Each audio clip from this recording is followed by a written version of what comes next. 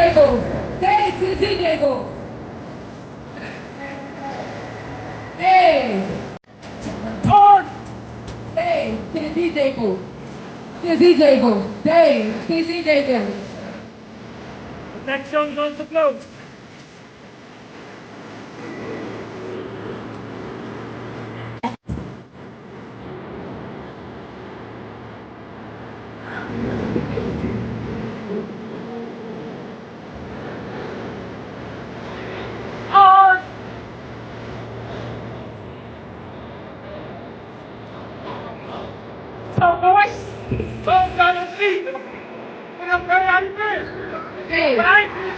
Hey, there we go. All right, Carisha. Put your hands together for Carisha the Diva for this next interview. I'm gonna let her introduce it. Carisha! Man, listen, if we gonna live,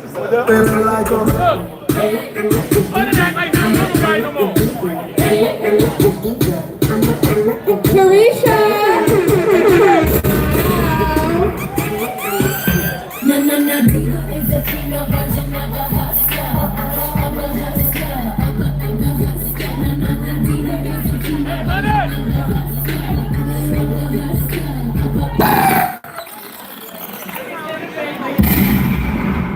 Carisha went and changed her clothes. The diva. You like to change up? Yes. Yes. Oh. No, let me stop. So, yeah, shout out to the change outfit. Before I bring this man to the stage, I'm not starting this interview until it's absolutely quiet. I need everybody in the building to find a seat, and we have people here with Live with Carisha, so let's get some bodies in the seat. This is my business highlight interview. This man is renowned, he's successful, he's very smart. He's about to give y'all some free games, so you want to sit down and learn about who he is because he scales businesses into millionaire status. There's some seats over here, ladies. No one's going to bite you. There's some seats in the front row over here. We got seats over here. It's all about yes, Charlie. Yes. Thank you. Find a seat. It's all about Welcome Charlie. To the stage, Dave Anderson, the business bully. I know what to do. I'm walking on a damn house. He ain't running up a bag, he running it down. I'm not on here because I chose to be on. College professor. Yes, ma'am. Published author. Yes, ma'am. 23 books published. Correct. Media tyrant, media titan. And you scale businesses into millionaire status. Welcome to the show. Thank you for having me. Yes, it's an honor. So before we get into the nitty gritty, I wanted to touch on the Charlie Kirk situation. Are we allowed to talk about that? Yeah, we can talk about it. Okay, what's your notes on that? Do you feel like people are out of touch with empathy since his shooting, or? Listen, man. Here's the bottom line. When it comes to somebody like Charlie Kirk, everybody is the bad guy in somebody's story, and sometimes people don't understand in this charged environment. If you say something somebody don't like, they're gonna try and pop you. That man didn't deserve to lose his life. And what people don't understand, when white people catch a cold, black people get full-blown AIDS. And so we gotta be real careful as to how we talk about and acknowledge what happened, because there are people like celebrating and then next thing you know, they losing their job. Then they crying on the same TikTok talking about, I can't believe I got fired because I made fun of Charlie Kirk. You made fun of a man who got shot down in front of his wife and children. Speak, brother, speak. Right? So at some point you gotta understand when somebody you know, and I know I've been black a long time, don't plan on switching up. You've been black a long time. I've been black a long time, 48 years of blackness. All my life. We'll keep it up. I know plenty of people who got shot and gunned down, and I would feel some type of way. Amen. You know, if people was cheering and applauding for that. You know, we've all lost someone, and so, you know, God bless him. I didn't agree with a lot of his rhetoric, but I will defend his right to say it because, again, you start messing with white people's rights, our rights ain't got a chance. Man. And Dave Anderson, y'all. I told you he was opinionated. Now take us back home. What was home like for you? I had to get him on How my did you show. get so articulate, so smart, so successful? She will be on the show, y'all. My dad was a cop. My mom was a teacher. My grandmother We ain't was a gonna talk teacher. about no politics. I had an uncle who was a teacher. I spent a And we lot gonna of talk time about in your books. show that you got. And shoot, man, That's what we gonna talk about. I grew up with a speech impediment. for a real long time, That's true. and I had to go through speech therapy, so that meant I spent a lot of time reading. Yeah, I speak publicly. I had a speech impediment, and I have dyslexia and dyscalculia. Wow. Yeah. I would have never known any of that. You're not supposed to. I'm not walking around here like a victim. Right. I love that. You know, so it comes down to just spending time researching. And in my house, the way I grew up, even with my grandparents, my aunts, my uncles, everybody, you could have an opinion, but you better be ready to back it up. You couldn't just say whatever you wanted to say without having some evidence, some knowledge of what was happening. Facts. So, you know, the other part of that is I was raised to play for my last name. When you look at anybody's jersey who's a professional athlete, they have their last name on their back. And your name was supposed to mean something. You know, so I wasn't gonna go out here and dishonor my grandfather's name, my father's name, my mother's name by just, you know, not living up to my full potential. So let's talk about the Black Agenda. The real Black Agenda. The book. He has a book out called The Black Agenda. The real Black Agenda. The real Black Agenda. So what internal or external movement led you to realize that a different conversation was needed? Because you got a bunch of Yowza Boss, Shade Tree house crews either on television, in the pulpit, or being elected, sitting up here promising you things and never delivering on them. Like for the past 60 years, Black people have not been flourishing the way we should, even though we love hollering out hashtag Black excellence, we love talking about our accomplishments, somebody graduates, that's great, but we're #1 in student loan debt, right? Our wealth has dropped 60% over the past 10, 15 years. And so at some point we gotta realize that everybody is eating off us. We love talking about for the culture and how the culture is this, the culture is that, but white people own the culture. It's our culture, but they're monetizing it. And so at some point you gotta realize everywhere else you go, like when I was in radio, I lived in 34 cities in 19 states, and I saw the same thing everywhere. There was a Chinatown, there was Little Italy, there was a Koreatown, but I didn't see Brothertown or Black Girl Magicville. But I did see the hood where I went. That's by design.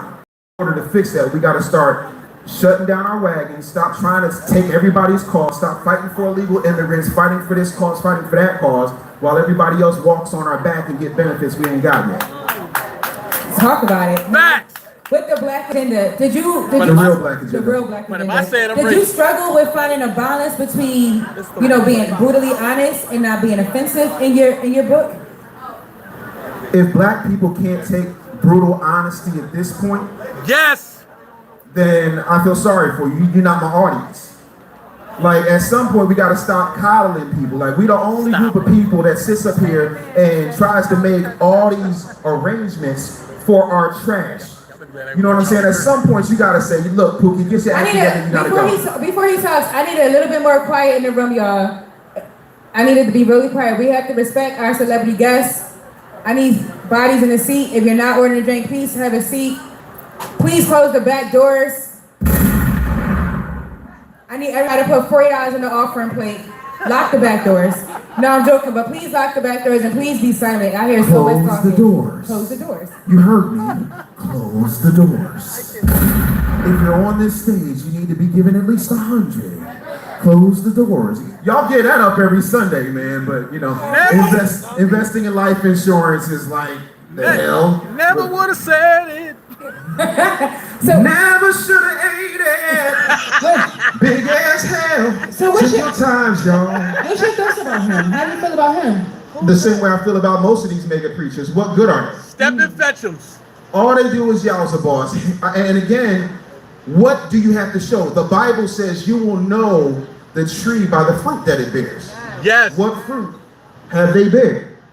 You know what I'm saying? Like, didn't Jamal Bryant say, I'm gonna take the land because I want the brothers that smell like weed. Did he start the dispensary yet? Did we get the new birth dispensary? No. That hasn't happened. But you got time to be on CNN and then you got to try and blackmail Target for $250 million just so that you can wear your mama's brooch and, you know, talk about things that really don't affect us because DEI only helps white women. It doesn't really help us. 4% of all DEI jobs go to Black people, but nearly 60% of the DEI firings go to Black people. But good job, Jamal. Keep collecting in buckets. Keep Good job, Jamal. So was there a particular event, like a personal situation that you went through that inspired you to write the Black Agenda? The real Black Agenda. The real Black Agenda. It was the fact that I have a YouTube channel called I Never Knew TV, and we have different Black voices throughout the diaspora, so here on the continent, in the Caribbean. And when I launched the Ask Dave Anderson series, I would pose these problems and things that I saw happening in the community, and everybody in the comment and want to be a thumb thug talking about, well, what's the solution? I hear you talking about the problems, but what's the solution? They need a solution. So I spent 30,000 plus words giving y'all a solution, so now you ain't got no excuse. You don't want to listen to Killer Mike. You don't want to listen to David Banner. You didn't want to listen to Dr. Claude Anderson. You didn't want to listen to Ice Cube. You didn't want to listen to Farrakhan. So hopefully, me putting this out will allow somebody to start taking some action. Do you feel like the Black community is ready to read the truths in the real Black Agenda? No. Whether they're ready or not, here it is. No, they not. Was there any part of the book that you hesitated to write because you didn't want to be offensive? It's not even about being offensive. I hesitated to talk about the fact that we're in bed with the Democratic Party and we ain't got nothing for it. Speak! The only time you ever see these folks is when they come to New Birth because it's their birthday, or they want to stand around and dance with pudgy ass Worrell and Martin and do some horrible ass dance. You never see them do anything effectively in the Black community. The same people who you say are racist are not the only racists. Joe Biden was mentored by Strom Thurmond, racist. He was mentored by Robert Byrd, and you eulogized him. Robert Byrd was a Klansman, but he reformed because that type of deep-seated racism over 100 some odd years just magically goes away.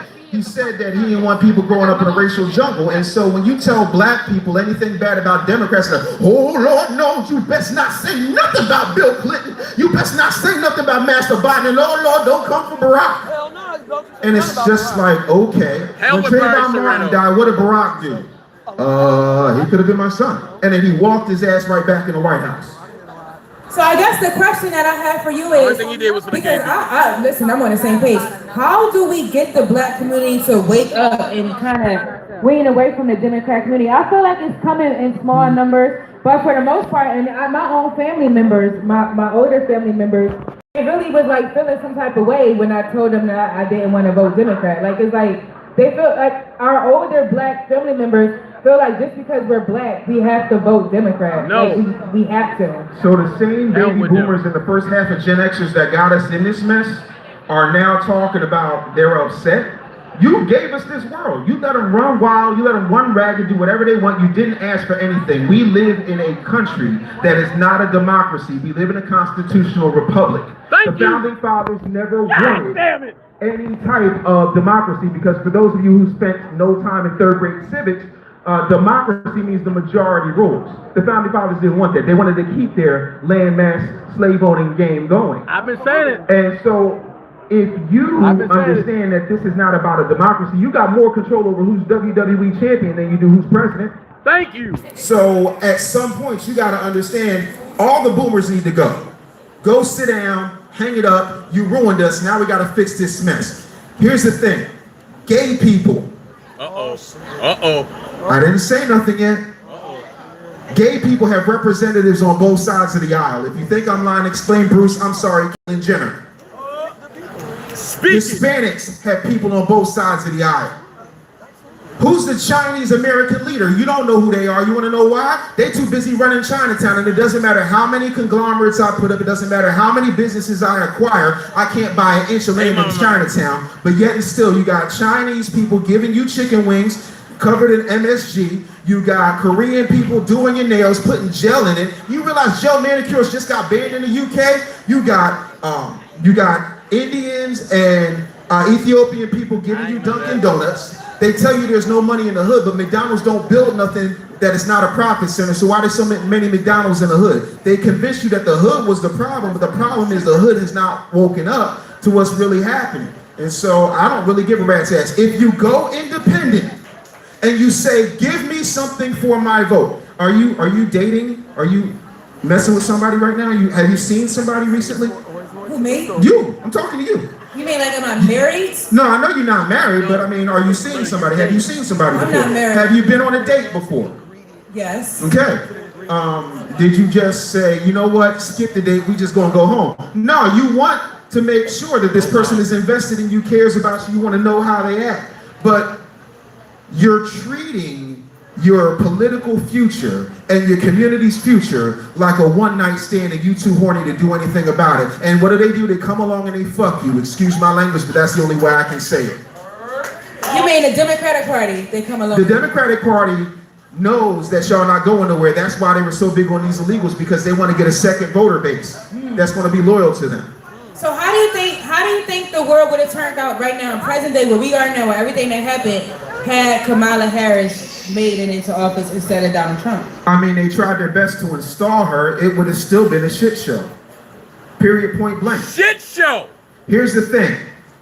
Forget how you feel about the former vice president. Forget whether or not she's black or Jamaican, even though I've never heard her finish the sentence, boom, bye, bye, and about a boy, it. She don't know that.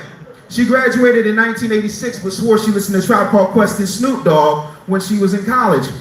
All of that aside, nobody voted for her in a primary.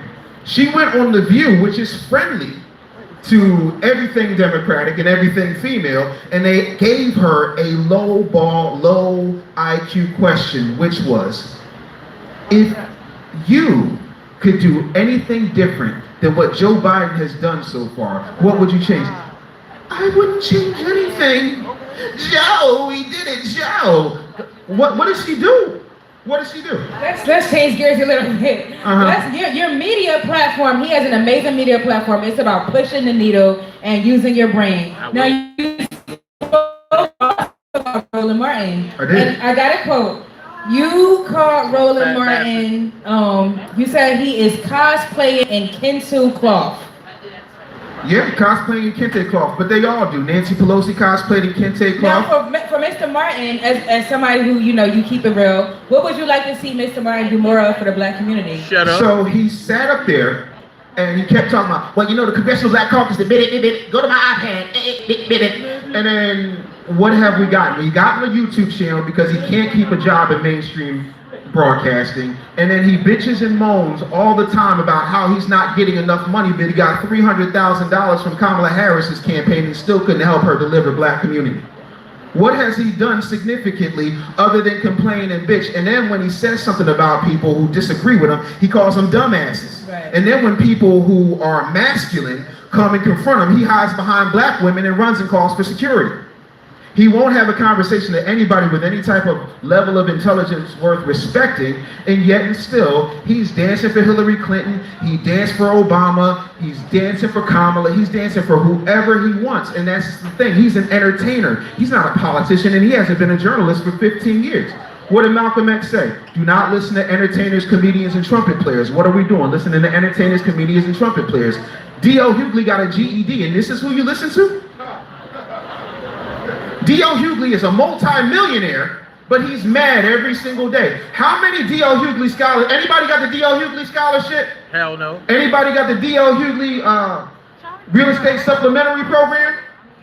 So why is he so mad? Why is he yelling and screaming all the time? I feel like celebrities feel like that just because they have a name, they can go into like the podcast realm, and just because you have the following, you feel like you have the credentials and the background to go into that atmosphere. That's just my thought. I mean, that's a feeling. That doesn't make it a fact. You are entitled to your own feelings, but it don't mean it's a fact. Like, my child plays Grand Theft Auto, but she's 10 years old with autism. I'm not going to give her the keys to my truck because that would be irresponsible and stupid. And they would probably jail me for that. Sometimes a microphone in the wrong hands is a weapon. And like I said, you will know the tree from the fruit that it bears. Show me the fruit and then we can have a conversation. Talk to us about the YN apocalypse. So again, this is another thing that Gen X and the baby boomers did, which was not pay attention to the importance of rearing your child. When you're getting paid by daddy government, because daddy government did the baby face on you, I'll pay your rent, I'll buy your clothes, I'll give you housing too, just don't have a man in the house. When daddy is out of the equation because you forced him out, you get YNs. For every action, this is science, y'all learned this in 9th grade. In every action, there is an equal and opposite reaction. So now you got these kids out here in Pooh Shiesty mask because you have not taught them that they can do something with their hands. You told them to go to college, and I'm sorry, everybody ain't a scholar. My grandfather put 7 kids through college with a 6th grade education just working with his hands. We get off of that because that's not sexy enough. Then you get this propaganda of this person's got to be a high value man. You got to have 6, 7 figures for you to even look his way. He got to take you on a $300 meal date. The first date, don't know your middle name, your last name, your blood type, or your STD panel. But you want all these things for him. So at the end of the day, what's happened is these YNs are out here robbing you because you did not give them any skills to focus on. You did not give them anything to do. You did not give them any sense of self. You did not build up their self-esteem, and you did not hug your boys. You let your boys run and let the streets raise them, and now you're mad that it's coming home to roost. You did that. So how do we fix the situation? First of all, stay out of father's business. Woo.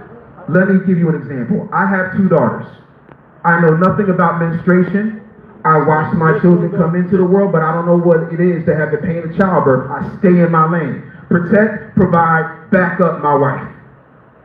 If I had sons, my wife would fall back because it is my job, like it was my father's job and his father's job before him, to raise his son into a man. We have taught our children, we have taught society, and we put a battery in our women's back by telling them that masculinity is toxic, that submission is wrong. I gotta submit to God. I gotta submit to the IRS. You submit to your white ass boss every single day, but yet and still you won't submit to your husbands. But then you get on these podcasts, you get on these television shows, you watch these reality shows that are scripted, and you sit up there and you say, I want a man who's a provider. No, no, no. Your husband is supposed to be a provider. We out of whack. Iyanla Vanzant told y'all was out of order, and nobody wanted to hear it. So maybe I feel like with the submission thing, I feel like, because that's like a hot topic on the podcast world with submission. But we keep telling black women to submit to men that don't have their life together. How can you submit? How can you submit to a man who doesn't submit to God? Everybody's not like you. I understand that. You are like in the rare percentage. I get that. You must know that there are a lot of black men who don't move like you, who are not successful, who don't want to go to school, who don't want to do anything with their life, who don't have any finances, who don't have any ambition, who have nothing to offer but some dick. Okay? So how can you keep telling them? Let's talk about it.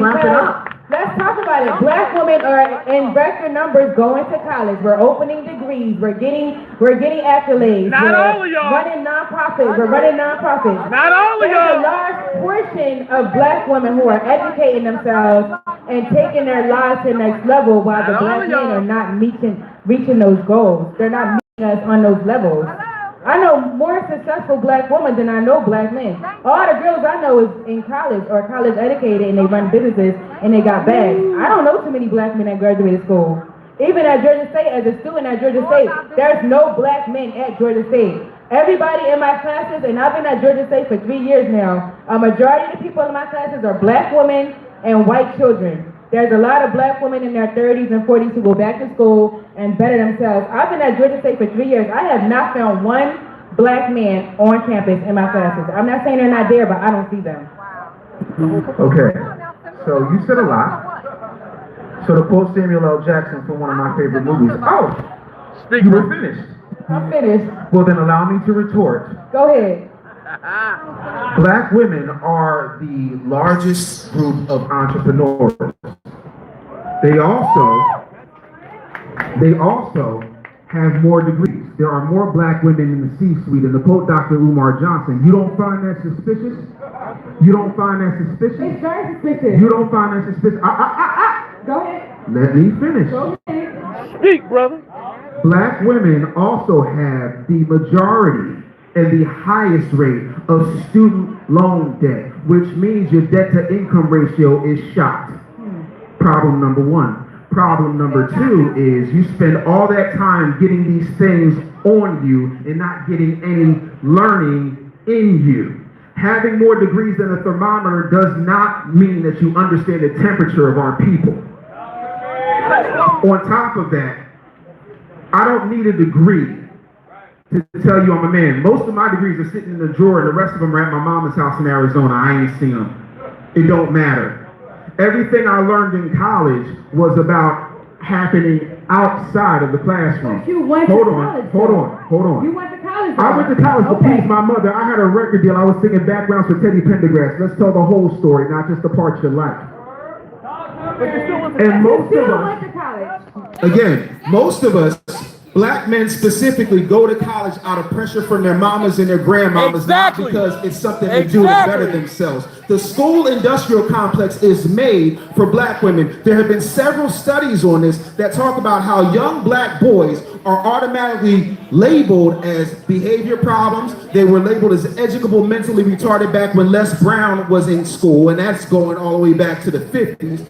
Then you sit up there and you put them in the programs, then you double down on their reading scores so that you know how many prisons to build. Everything is set up to make sure you rise and think that you are now above us, as opposed to realizing that there's a conspiracy to separate you from me. So how do we fix it is what I'm trying to get at. I had to, first of all, you sat up there and gave me a 30-minute dissertation on how great black women were doing, but the second I support my black women, that's all. I support black women. I support black men too. Here's the thing.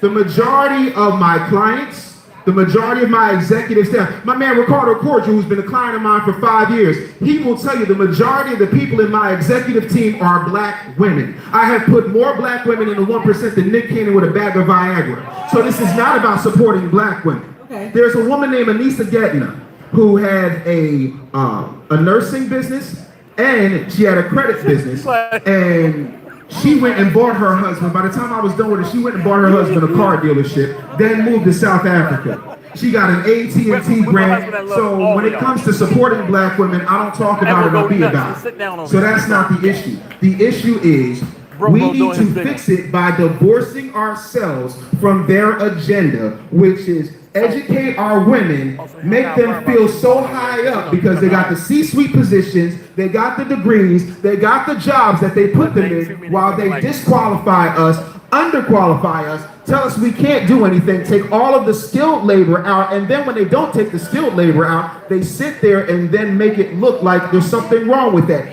Even look at the movies. There's been Tyler Perry movies where the dude is a mechanic. The least watched Tyler Perry movie is what? Daddy's Little Girls, because God forbid you see a responsible single father, a baby mama who decided that a drug dealer, a YN, is better than a dude that works hard every day. That's not sexy enough to brag for your friends. You have to understand that this is a psychological op that plays on so many levels that nobody wants to talk about it. So the solution is we go independent, we reject our trash, we stop taking in every piece of bad bitch bullshit that we get. We start looking at the fact that we don't have one black-owned record company, but we got all these black record labels run by palm-colored people with little hats on the back of their heads, telling us how we should operate, and then they sit down with Charlamagne and say, oh, well, I just gotta eat. Leor Cohen, you've eaten, bro. You created a 360 deal. Speak. Y'all don't want to do payday loans, but what the hell you think a record deal is? Talk to me about the 360 deal now. So, The 360 deal. All right, so a 360 deal means that instead of you just signing a record deal and they get their money from the record sales, they get money from your email list, your website, your touring, your merchandise, your name, image, and likeness. They own you and they give you a big old advance, and when you don't possibly clear that advance, they turn around and give you another one. Look at Drake. I thought you were referencing the 360 deal to the black community. I'm sorry. I knew what the 360 deal was. I guess what I'm trying to get from you, and I really appreciate your wisdom coming on this show. Speaking facts, I already know. To find like the common ground. I don't like Drake. What you're saying, where black women go to school. I ain't like Drake since Nickelodeon. Like they're higher up. But how do we, level it out? It's not you versus me. It's you and me, right? So here's the thing. When we were allowed to go to school before our women were, we came back and we taught our women. We have to start realizing that we need to raise our entire community, not just our children. So if you're coming with information, instead of standing on the corner with your girls talking about, clock it, I got this many degrees, clock it. Why don't you start clocking the ability to start elevating all of us? We need think tanks that don't involve white money, non-black money, and I'm not saying we can't have allies, but we need to start circling our wagons amongst each other. We need to start circling our dollars amongst each other. The Jews do it, the Italians do it, the Chinese do it. When black people do it, they look at you like you crazy. There is no reason that FUBU should not still be hot today. Y'all rocking Ralph Lauren. There is no reason why Motown should have been sold to anybody but black hands. There's no reason why BET should have been sold to anybody but black hands. Y'all crying about the BET Hip Hop Awards. Hello, Boo Boo Cakes. BET ain't been owned by black people in 27 years. Hallelujah, amen. So if you want a solution, the solution is ignore the rhetoric, ignore the propaganda, and realize that I'm not your competition. I am your completion. I am the one that's supposed to protect you, but the Bible says it is better for a man to live in the roof of his house than be in a house with a quarrelsome woman. Calm all that down. All that sprinkle shit, calm that down. And by the way, when it comes, and this is just me making sure that I'm giving you a solution, if you are so talented, so gifted, so degreed, so smart, how you let dumb niggas nut up at you and make babies? Oh! Whoa! Without a ring, without any type of commitment, and then you go and say that you don't like the white man, he's oppressing you, this, that, and the third, but you go to your white boss, then you go to your daddy government, and you allow daddy government to go tax this man instead of working it out with this man, and if this man was a deadbeat, you should have known that before you shed your clothes like Country Crock and spread your legs. There's accountability on both sides. Dave Anderson, I totally agree. There is accountability. Before we home run, we gotta go. I gotta put you in some hot seat questions. But how did your experience in the media industry shape your approach to entrepreneurship? All right. I left the media because people kept taking my ideas and making millions off of them. Period, point blank. There have been top-rated TV shows I came up with I'll never get credit for. You can go look on my YouTube channel if you want to see some pilots. There are apps and ideas I won't get credit for because I was young and I didn't know any better. I learned the term work for hire. And my whole thing is y'all keep making all this money and I'm not getting no residuals. That's right. And it's a work for hire. Then I'm going to head retire. So at 34 years of age, I walked away from the industry and I have not been back. I've been offered at least 29 jobs. None of them backed up a breach truck big enough for me to come back. And I realized that the only way to get there is to own your stuff because it's their game and you're playing in their game. I know you think you're on your corporate hustle, but the truth of the matter is you got to sit up there and realize that you're the engine, you're the creativity, so you ought to be able to create. That brother did 11 years in jail and then he turned around and made an app because he saw that the calling system wasn't working right. That's genius. Genius. Tap into your genius and stop letting them exploit it for pennies on the dollar. Well said. Well said. Who was the most difficult person you ever had to deal with in the industry? Aside from myself? Yes. Leo Cole. Ricky Smiley. Oh my God. No. See, again, this is not to disparage that man. Because I remember in 2000 in Fayetteville, North Carolina, when comedy clubs wouldn't let me on the stage because I was on the radio, even though I'm a Laugh House original. Before Kevin Hart ever graced the stage, I was doing Laugh House numbers. Ricky Smiley paid me out of his own pocket and gave me his spot. So credit where credit is due. He took a 28-year-old kid and made him a producer, even though I'd already worked with Wendy Williams, even though I'd already worked with DJ Clue. He said, I want that dude. Right. So this is not to disparage him, but you gotta remember 15 years ago, we didn't have a conversation we have now and normalize mental health. We don't talk about ADHD and bipolar the same way. We don't understand the pressures that they do, and you also don't understand the corporate game they run. So they'll run to the talent and say, hey, your producer's doing this, that, and the third. Then they'll run to the producer like, you got to get the talent together. But if the person writing your check can't control you, how you expect a 28-year-old kid to do it? Right. So that's what, you were the 28-year-old kid. I was. So they come to you, let's just say theoretically, hypothetically, allegedly, they say, you either get them together or you're going to turn around and it'll be D.L. Hughley and the rest of y'all. Or it'll be Rudy Rush and the rest of y'all. Or it'll be Cedric the Entertainer and the rest of y'all. And this man is one of my best friends. When you can't get to somebody, you divide and conquer. Right. And to me, that was heartbreaking. It was difficult. And after that experience, I wound up homeless. Oh no! From the situation with Ricky Smiley? Yep. Because he wouldn't talk about what actually happened. They made me hire consultants and they was bugging him, so on and so forth. And so as a result, like jobs I was up for, all of a sudden wasn't calling me. Friends that I had supported, stood up in their weddings, wasn't calling me. And The savings ran out. The job wasn't happening. I wound up sleeping in my truck and washing my nuts in the gas station sink. At that point in your life, so how did you get back to where you are now, get back to the successful side of yourself? I had a family. I went home. I had a family that covered me. I had a praying grandmama. And my mother was nice enough to say, listen, you can have my house, build your business, build yourself. And then, I got my family, and then I was able to be what some people would consider successful. I don't feel like I'm successful. I think there's more to do. I ain't but 48. I ain't 50 yet. I feel like my greatest accomplishments are ahead of me. Where I was at 28 and where I am at 48. So it's nice to talk about the past, but I don't live there. What's some of the things you want to accomplish? Wow. I want to make sure that my daughters marry really competent people that love them and take care of them better than I can currently take care of them. I want to make sure that I'm giving voice to people who don't normally get that opportunity, either because of how they look or what they say. I'm consistently looking for new things to innovate. Like I just created a company called Zenith Media Labs, and so people don't understand. Zenith Media Labs. It's a company because virality, going viral. I want to go viral. Virality is a science, and once you understand how to hack that algorithm, you can do anything.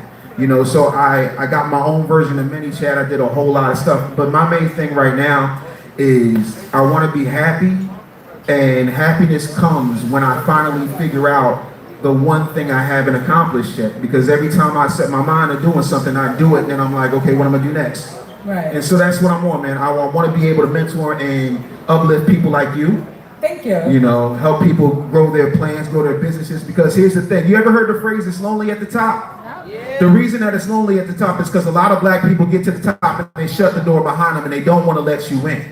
Gatekeepers. So I'm of the mind to do that, which is why, like, normally for a consult with me, it's $3,000 an hour.